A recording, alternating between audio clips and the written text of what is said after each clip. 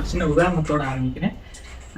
நான் 12th படிக்கும்போது கூட அந்த கெமிஸ்ட்ரின்றது எனக்கு ரொம்ப ஒரு மாதிரி ஒன் ஆஃப் த டிஃபிகல்ட் சப்ஜெக்ட்ஸ்ன்ற மாதிரி இருக்கும். ஒன்றுமே புரியாது, என்னதான் பண்ணுறாங்க, என்னதான் பேசுகிறாங்கன்னே புரியாது. C6 H12 என்னன்னே புரியாது. பக்கத்தில் இருக்கவங்களாம் நல்லா போட்டுட்டு இருப்பாங்க, எனக்கு ஒன்றுமே புரியாது. எனக்குலாம் ஒன்றும் ஞாபகம் இருக்குது. ஒரு நாள் மேம் ஒரு சின்ன டவுட்டு கேட்டேன் கிளாஸ் நடத்திட்டு இருக்கும்போது. அந்த மேம் வந்து நான் கிண்டல் பண்ணுறேன்னு நினச்சிட்டாங்க. ஏன்னா அவங்களுக்கு தான் இதெல்லாம் தெரியாமல் யாராவது இருப்பாங்களா அப்படின்னு சொல்லி நான் அவங்க கிண்டல் பண்ணுறதுக்கு கொஸ்டின் கேட்குறேன்னு நினச்சி அது பெரிய பிரச்சனையாச்சு. அந்த மாதிரி ஓடிட்டு இருக்கோம். ஸோ இப்படி இருந்துச்சு. அப்புறம் ஒரு சார் வந்து எனக்கு அந்த பேசிக்ஸ்லாம் நான் நடத்தினேன் கெமிஸ்ட்ரி. அதுக்கப்புறம் பார்த்தா இவ்வளோ நாள் வந்து கெமிஸ்ட்ரின்றது வந்து அது பார்க்கும்போது it doesn't make any sense அந்த மாதிரி இருக்கும். இன்னுமே புரியாது என்னதான் இருக்குன்னு. இப்போ சடன்லி அவுட் ஆஃப் நோவேர்னு சொல்ல முடியாது. ஏன்னா அந்த பேசிக்ஸ் நான் கற்றுக்கிட்டதுக்கப்புறம் எனக்கு அதெல்லாம் suddenly it all make sense. அந்த மாதிரி இருந்துச்சு. டக்குன்னு எல்லாம் இதனால தான் இப்படி இருக்கா அப்படின்னு புரிய ஆரம்பிச்சிச்சு. அதுக்கு ரொம்ப ஈஸியாகிடுச்சுன்னு நான் சொல்லல. பட் இவ்வளோ என்னன்னே தெரியாமல் இருந்தது. இப்போ ஐ கேன் அண்டர்ஸ்டாண்ட் இதுதான் அப்படின்னு. ஸோ நான் சொல்கிற ஒன்றும் பெரிய ராக்கெட் சயின்ஸில் ஒரு சிம்பிளான விஷயம் தான். What? Bro, what are you talking about, man? பேசிக் நம்மளுக்கு தெரியலைன்னா அதுக்கு மேலே நம்ம எதுவும் பில்ட் பண்ண முடியாது. அப்படி பில்ட் பண்ணாலும் அது அந்தளவு எஃபெக்டிவாக இருக்காது. ஸோ பேசிக்ன்றது எந்த விஷயத்துலையுமே ஒரு ரொம்ப முக்கியமான ஒன்று. இது ஸ்டடீஸ்க்கு மட்டும் இல்லை, நம்ம ஆவிக்குரிய வாழ்க்கையில இந்த பேசிக்ன்றது நம்ம அப்ளை பண்ணலாம். நம்ம நிறைய ஜோம் பண்ணியிருப்போம் நிறைய விஷயத்துக்கு. ஆண்டவர் எனக்கு இதை தாங்க, ஆண்டவர் இதை செய்யுங்க, ஆண்டவர் ஜோம் பண்ணியிருப்போம். ஃபாஸ்டிங் இருந்திருப்போம். சில நாள் பொறுத்தனை கூட பண்ணி ஜோம் பண்ணியிருப்போம் சில விஷயத்துக்காக. ஆனாலும் சில நேரங்களில் சில விஷயங்கள் நடக்காமல் போயிடும். ஸோ அப்போ நம்ம நினைக்கிறது வந்து ஆண்டவர் என் ஜபத்தை கேட்க மாட்டேன், ஆண்டவர் என் நேசிக்கிறது இல்லை, ஆண்டவர் செய்கிற வல்லம் இல்லை, ஆண்டவர் செய்யலை, அப்படி இப்படின்னு நம்ம நிறைய நேரில் சோர்ந்து போகிறது உண்டு. ஸோ அந்த நேரத்தில் தான் இந்த பேசிக்கை நம்ம அப்ளை பண்ணோம். என்ன பேசிக்? 3 பாயிண்ட் சொல்கிறேன். என்னன்னா, God is more concerned about you than you are concerned about yourself. Point number 1. Point number 2 என்னன்னா, God loves you more than you love yourself. Point number 3 என்னன்னா, God wants to bless you more than you want God to bless you. So நான் சிம்பிளாக என்னன்னா, ஆண்டவர் நம்மளை நேசிக்கிறத விட நம்மளை அதிகமாக நேசிக்கிறார். ஸோ ஆண்டவர் வந்து நம்மளுக்கு என்ன தேவை, அது எப்போ தேவைன்றது அவருக்கு தெரியும். அது கரெக்டான நேரத்தில் கொடுப்பார். ஒரு சின்ன உதாரணம் நான் சொல்கிறேன். நான் ஸ்கூல் படிச்சுட்டு இருக்கும்போது எனக்கு ஒன்றும் ஞாபகம் இருக்குது. சில விஷயங்களுக்கு ஆண்டவர் எனக்கு இது தாங்க அது தாங்கன்னு நான் ஜெபம் பண்ணது, ஃபாஸ்டிங் இருந்தாலும் ஜெபம் பண்ணது வந்து கடைசி அது கிடைக்காமலும் போன நாட்கள் உண்டு. ஆனால் இப்போ ரீசெண்டாக நான் அதை பற்றி ஞாபகம் வரும்போதெல்லாம் நான் டெய்லி ஜெபம் பண்ணுவேன். நன்றி சொல்லுவேன் ஆண்டவருக்கு. நன்றி ஆண்டவர், நான் அவ்வளோ இதாக ஜெபம் பண்ணேன், எனக்கு அது தாங்கன்னு ஃபாஸ்டிங்லாம் இருந்து ஜெபம் பண்ணேன். ஆனால் நீங்கள் எனக்கு அது கொடுக்காததுக்கு நன்றி ஆண்டவர். ஏன்னா இப்போதான் எனக்கு தோணுது, எவ்வளோ இம்மெச்சூராக கேட்டிருக்கேன். ஒருவேளை ஆண்டவர் சரி இவ்வளோ ஜோம் பண்ணுறாங்க எனக்கு கொடுத்துருந்தாருன்னா என் வாழ்க்கையை சின்னதாக இருக்கும். என் வாழ்க்கையில் என்ன சொல்கிறேன், ஆண்டவர் எனக்கு பெஸ்ட்டாக வச்சுருக்காரு. நான் இருக்கிறதுல குப்பையானதெல்லாம் போய் தேடிட்டு இருந்திருக்கேன். ஸோ என்னுடைய வாழ்க்கை வந்து ரொம்ப ஒரு மாதிரி ஆயிருந்திருக்கும். ஸோ அதே மாதிரி உங்களுடைய வாழ்க்கையிலேயே நிறையா விஷயங்கள் நடந்திருக்கலாம். நீங்கள் ஒரு ஜோம் பண்ணி ஆண்டவர் கொடுக்காம வந்து பின்னாடி நீங்கள் யோசித்து பார்த்தீங்கன்னா உங்களுக்கு அப்பா நல்ல வேலை ஆண்டவர் எனக்கு கொடுக்கல, ஒருவேளை இதை விட பெட்டராக வச்சிருக்கனால எனக்கு ஆண்டவர் எனக்கு கொடுக்கலன்ட்டு உங்களுக்கு தெரிஞ்சிருக்கும். ஸோ இந்த மாதிரி நடக்கும்போதெல்லாம் நம்மளுக்கு வந்து ரொம்ப சோர்ந்து போயிடும். ஆண்டவர் எனக்கு நான் கேட்கவே செய்ய மாட்டுறாரு, எனக்கு இந்த மாதிரி இருக்காது, என் ஜெபம் கூரையை தாண்ட மாட்டேங்குது, ஆண்டவர் என்னை நேசிக்கலாம், அப்படி இப்படின்னு ரொம்ப சோர்ந்து போயிடுறாங்க நாட்கள் உண்டு. ஸோ அந்த இதுதான் இந்த பேசிக் நமக்கு தெரிஞ்சுன்னா, God is more concerned about us than we are concerned about ourselves. God loves us more than we love ourselves. God wants to bless us more than we want God to bless us. So இந்த principles, இந்த basic things நம்மளுக்கு புரிஞ்சிச்சுன்னா நம்ம வருத்தப்பட மாட்டோம். ஏன்னா நம்மளுக்கு தெரியும் ஆண்டவர் வந்து சரி இதுக்கு தரலாம்னா என்னுடைய நல்லதுக்காக தான் இருக்கும் அப்படின்னு சொல்லி நம்மளுக்கு தெரியும். இது என்ன இப்படி சொல்கிற அப்படின்னு நீங்கள் யோசிக்கலாம். நம்மளை ரசிக்கிறதுக்கு ஆண்டவர் நம்மளை படைச்சாரு, நம்மளை ரசிக்கிறதுக்காக தன்னுடைய சொந்த குமாரன் என்றும் பாராமல் அவரே அவருடைய உயிரை நம்மளுக்கு தந்தவர். இந்த மாதிரி சின்ன சின்ன விஷயங்கள் நம்மளுக்கு தராமல் இருப்பாரா? ரோமர் 8:32 ரொம்ப அழகாக போட்டிருக்கு. தம்முடைய சொந்த குமாரன் என்றும் பாராமல் நம்ம எல்லாருக்காகவும் அவரை ஒப்பு கொடுத்தவர், அவரோட கூட மற்ற எல்லாவற்றையும் நமக்கு அருளாக இருப்பது எப்படி அப்படின்னு போட்டிருக்கு. ஸோ தன்னுடைய சொந்த பையனுடைய வீரை நமக்காக கொடுத்தவர் இந்த மாதிரி சின்ன சின்ன விஷயம் கொடுக்க மாட்டாரா? அப்படி சப்போஸ் கொடுக்கல, சில நேரத்தில் நம்ம ஜபிச்சது நடக்கலைன்னா நம்மளுடைய நல்லதுக்கு அப்படின்றது நம்ம தெரிஞ்சுக்கணும்.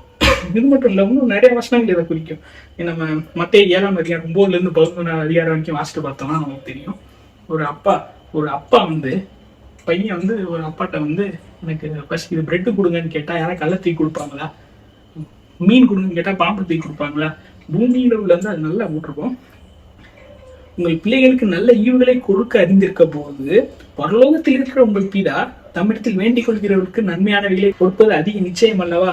ஸோ இந்த இதை என்னுடைய வாழ்க்கையில் நான் யோசித்து பார்க்கும்போது எனக்கு ஒரு ஒரு இது ரொம்ப இதாக என்னுடைய ரொம்ப இதயத்தை தொட்ட ஒன்று என்னன்னா, என்னோட தாத்தா அப்போ உயிரோடு இருக்கும்போது நான் இப்போ இங்கே வந்து இந்தியாவில் இருந்தேன். ஸோ அப்போ ஒரு நாள் ஹோட்டலில் நான் பீஸா வாங்கிட்டு வந்து சாப்பிட்டேன். சாப்பிட்டு என்ன சாப்பிட்டேன் அப்படின்னு கேட்டாங்க தாத்தா. தாத்தா சாப்பிட்டதை பார்க்கல, சாப்பிட்டியா என்ன சாப்பிட்டேன் அப்படின்னு கேட்டால் பீஸா சாப்பிட்டேன் தாத்தா. என்ன பீஸா தாத்தா அப்படின்னா உடனே ஒரு 2-3 தடவை சொல்லிட்டு அப்புறம் PAZZA அப்படி சொன்னேன். அப்படியா அப்படின்னு விட்டாங்க. ஸோ அதுக்கப்புறம் கொஞ்ச நாள் கழிச்சு அவங்க ஐச்சே கப்புக்கு போக வேண்டியிருந்திருக்கு. ஸோ போக வேண்டியிருந்துச்சு. அப்போ போயிட்டு வரும்போது அந்த டிரைவர் அவங்கள்ட்ட சொல்லி ஒரு கடையில் நிறுத்த சொல்லியிருக்காங்க. அவங்களுக்கு நான் இந்த கடையில் தான் வாங்கினேன்னு தெரியும், ஆனால் பீஸான்ற வார்த்தை அவங்களுக்கு தெரியாது. பீஸான்ற வார்த்தை அவங்க மைண்டில் இல்லை. பீஸா இப்படி இருக்குன்னு தெரியாது, பீஸானா என்னன்னு தெரியாது. அவங்களுக்கு தெரிஞ்ச எல்லாமே என்னன்னா இது என் பேர் எனக்கு பிடிக்கும் அவ்வளோதான் தெரியும் எங்கள் தாத்தாக்கு. இன்னொரு என்ன ஞாபகம் இருக்கு, அந்த இசட் மட்டும் ஞாபகம் இருக்கு, வேறு எதுவுமே ஞாபகம் இல்லை. சரியா? உடனே அந்த கடைக்கு போயிருக்காங்க. அந்த கடை ஒரு பெரிய கடை, ரெஸ்டாரண்ட் பேக்கரி இருக்கு, மோர் தென் 100 டிஷ்ஷஸ் 200 டிஷ்ஷஸ் இருக்கும் அந்த கடையில். அங்கே போய் கேட்டிருக்காங்க இந்த இசட் ஏதாச்சும் இருக்கா அப்படின்னு. இது யோசிச்சு பாருங்க, எவ்வளோ அசிங்கமாக இருந்திருக்கும் உங்களுக்கு. லைக் இவ்வளோ பெரிய ஒரு கடையில் போய் இசட்னு எதாவது இருக்கான்னு கேட்டால் அது எப்படி இருக்கும். ஆனாலும் அவங்க அப்படி போய் கேட்டு கரெக்டாக பீஸா வாங்கிட்டு வந்துட்டாங்க. நான் எப்படி கதை வாங்கிட்டு வந்தீங்கன்னு கேட்கும்போது தான் சொல்கிறாங்க இந்த மாதிரி நடந்துச்சு அப்படின்னு. இதே அவங்க பீஸா பார்த்தது கிடையாது, பீஸானா என்னன்னு தெரியாது. ஒரு சப்பாத்தி 4 சப்பாத்தியை மடிச்சு தான் பீஸான்னு கொடுத்துருந்தாலும் வாங்கிட்டு தான் வந்திருப்பாங்க. அவங்களுக்கு தெரிஞ்ச 2 விஷயம் தான். ஒன்று இது என் பேரனுக்கு பிடிக்கும், இன்னொன்று அந்த இசட். ஸோ ஒரு சாதாரண ஒரு பூமியில் உள்ள ஒரு தாத்தா பேரன் ஒரு அப்பா பையனுக்கு இவ்வளோ பாசம் இருந்து இவ்வளோ தூரம் செய்யும்போது நம்ம பரலோகத்தி தான் நம்மளுக்காக செய்யாமல் இருப்பாரா, இறங்காமல் இருப்பாரா? நம்மளே அதை யோசித்து பார்த்தோம்னா நம்மளுக்கே ரொம்ப ஈஸியாக புரிஞ்சிடும். ஸோ நம்ம என்ன பண்ணணும், நம்ம இந்த வேதத்தில் சொல்லியிருக்கபடி பிலிப்பியர் 4ஆம் அதிகாரம் 6ஆம் வசனத்தில் சொல்லியிருக்க மாதிரி நீங்கள் ஒன்றுக்கும் கவலைப்படாமல் எல்லாவற்றையும் மட்டும் உங்கள் விண்ணப்பங்களை ஸ்தோத்திரத்தோடு கூடிய ஜபத்தினாலும் வேண்டுதனாலும் தேவனுக்கு தெரியப்படுத்துங்க.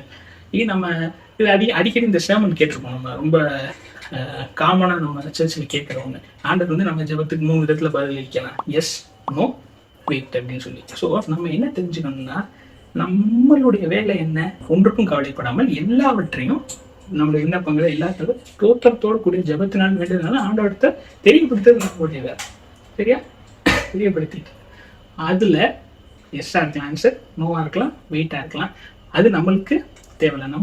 நம்மளோட எந்த நம்ம தெரிஞ்சுக்கணும்னா என்ன ஆன்சராக இருந்தாலும் அது என்னுடைய பெஸ்ட்டு அப்படின்னு. சில நேரங்களில் நம்ம நினைக்கலாம் எனக்கு இது இருந்தால் தான் நான் வாழ முடியும், இது எனக்கு ரொம்ப தேவை, இது இருந்தால் தான் நான் வாழ முடியும், இல்லைன்னா முடியவே செய்யாது நம்ம நினச்சிட்டு இருப்போம். ஆனால் ஆண்டவர் வார்த்தை உண்மையை பார்த்து ஆண்டவருக்கு தெரியும் எது நமக்கு தேவை, அது எப்போ தேவை, எப்போ தரணும்னு ஆண்டவருக்கு தெரியும். ஸோ அது தக்க நேரத்தில் அவர் கொடுக்கறதுக்கு வல்லவராக இருக்கார். ஸோ நம்மளுடைய வேலை நம்ம ஒன்றும் கவலைப்படாமல் நம்ம விண்ணப்பங்களை சோத்திரத்தோடு கூட சொல்லிட்டு அவருக்காக காத்திருக்கணும். என்ன நடந்தாலும் சரி ஆண்டவர் நம்மளுடைய நல்லதுக்கே செய்வார் அப்படின்ற ஒரு இது இருக்கணும். இது எப்போ நம்மளுக்கு இந்த இது புரியும்னா இந்த கான்செப்டை நம்ம இந்த பேசிக்கை நம்ம புரிஞ்சுக்கும்போது God is more concerned about us than we are concerned about ourselves. God wants to bless us more than we want God to bless us. God loves us more than we love ourselves. So இந்த பேசிக் நம்ம புரிஞ்சுக்கிட்டோம்னா இது ரொம்ப இதாயிரும், clear ஆயிரும். ஒரு சின்ன உதாரணத்தை சொல்கிறேன், ரொம்ப சிம்பிளாக சொன்னாலும் புரியும் நினைக்கிறேன். சின்ன வயசுல எங்கள் தாத்தா நான் துப்பாக்கி கேட்டுட்டு துப்பாக்கி வாங்கிட்டாங்க. துப்பாக்கி வாங்கிட்டாங்க அந்த இந்த புல்லட், அந்த எல்லோ புல்லட் போட்டு. எங்கள் தாத்தா உனக்கு நீ வேற என்ன வாங்கிட்டு துப்பாக்கி நான் வாங்கி தர மாட்டேன்னு சொல்லிடுவாங்க அந்த மாதிரி. ஸோ இப்போ யோசிச்சு பாருங்களேன், துப்பாக்கி வாங்கி தர்றதுக்கு எங்கள் தாத்தா வாழ முடியாதா? இந்த துப்பாக்கி 50 ரூபா இருக்கும், அது வாங்கி தர முடியாதா? அது வாங்கி தர்ற அளவுக்கு என் மேலே அன்பு இல்லையா? கிடையாது. ஆனால் வாங்கி தரல. இதனாலனா எங்கள் தாத்தாக்கு தெரியும் அதை ஹேண்டில் பண்ணுற மெச்சூரிட்டி எனக்கு இல்லை. சப்போஸ் அதை நான் ஹேண்டில் பண்ண தெரியாமல் ஹேண்டில் பண்ணால் அது எனக்கும் என்னை சுற்றி இருக்கிறவங்களுக்கு ஆபத்தில் போய் முடிய வாய்ப்பு இருக்குன்னு அவங்களுக்கு தெரியும். அதனால தான் தாத்தா வந்து அதை எனக்கு வாங்கி தராங்க. இதே மாதிரி தான் ஆண்டவர். சில நேரம் நம்ம கேட்கலாம், எனக்கு நம்ம நினைக்கலாம் என்னுடைய வாழ்க்கைக்கு இதுதான் தேவை, இதுதான் என்னால் வாழ முடியாது, இதுதான் இப்போ எனக்கு தேவை அப்படின்ட்டு நம்ம நினச்சி நம்ம கேட்கலாம். ஆனால் வானத்தை பட் ஆண்டவருக்கு தெரியும் எது நமக்கு எப்போ தேவைன்னு தெரியும். அது கரெக்டான நேரத்தில் அவர் கொடுக்குறதுக்கு வல்லவராக இருக்கிறார். இந்த துப்பாக்கி விஷயம் கூட எனக்கு சின்ன வயசுல ஒரு துப்பாக்கி வாங்கி கொடுத்துருந்தாங்க, இதே மாதிரி துப்பாக்கி. அப்போ நான் என்ன பண்ணேன், வாங்கி கொடுத்து ஒரு 2 நாளில் பாட்டியை சுட்டுவிட்டேன். பாட்டிக்கு பயங்கர வலி. அப்புறம் எங்கள் வீட்டில் பயங்கரமாக அப்பெல்லாம் போட்டு திட்டி முழங்கால் போட வச்சாங்க. இன்னும் ஞாபகம் இருக்கு. முழங்கால் போட்டோன்னே அப்புறம் பாவமாக இருந்துச்சு, சரி முழங்கால் போட்டாங்கல்ல பையன் பாவம், சரிப்பா போப்பா அப்படின்னு சொல்லி துப்பாக்கியை கையில் கொடுத்து விட்டாங்க. கொடுத்து ஒரு நிமிஷத்துக்குள்ள என்ன பண்ணிட்டேன், அந்த புல்லட்டை முழுகிட்டேன். ஆல்மோஸ்ட் இங்கே வரைக்கும் போயிடுச்சு. எங்கள் வீட்டில் பார்க்குறாங்க இது பண்ணிட்டு இருந்தேன். உடனே அப்புறம் முடிச்சு அடிச்சு அட்டாலையில் நின்று தட்டி அதை அந்த புல்லட்டை வெளியே எடுத்து இதே அப்புறம் பயங்கரமாக அடி வாங்க அன்னைக்கு சின்ன வயசில்.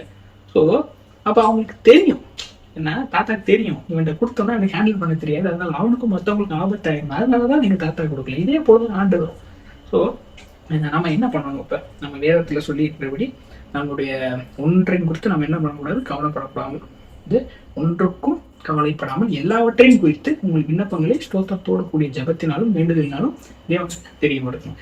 தெரியப்படுத்திட்டு நம்ம ஆண்டோடைய பதிலுக்காக காத்திருக்கும்போது இதை மனசுல வச்சுக்கோங்க. என்ன? இந்த 3 basic things. God is more concerned about you than you are concerned about you. God loves you more than you love yourself. God wants to bless you more than you want God to bless you. So இந்த principal நம்ம ஞாபகம் வச்சிருந்தோம்னா ஆண்டவர் நம்முடைய ஜெபத்துக்கு எப்படி பதில் அளித்தால், ஆண்டவர் எஸ்ன்னு பதில் அளித்தால் நல்லவர், நோன் பதில் அளித்தால் நல்லவர், வெயிட்டின் பதில் அளித்தால் நல்லவன்றது நமக்கு தெரியும். எஸ்ன்னு பதில் அளித்தாலும் நோன் பதில் அளித்தாலும் வெயிட்டின் பதில் அளித்தாலும் ஆண்டவர் நம்மளை நேசிக்கிறாரு, நம்மளுடைய பெஸ்ட்டுக்காக தான் அதை செய்வார் அப்படின்றது நமக்கு தெரியும். ஸோ இந்த நாளில் கூட ஆண்டவர் எனக்கு கற்றுக் கொடுத்த சில விஷயங்களை நான் உங்கள் இடத்துல ஷேர் பண்ணுறதுக்கு கிருபித்த ஆண்டவருக்கு கூட நன்றி. ஆண்டவர் ஆசீர்வதிப்பார். தேங்க்யூ.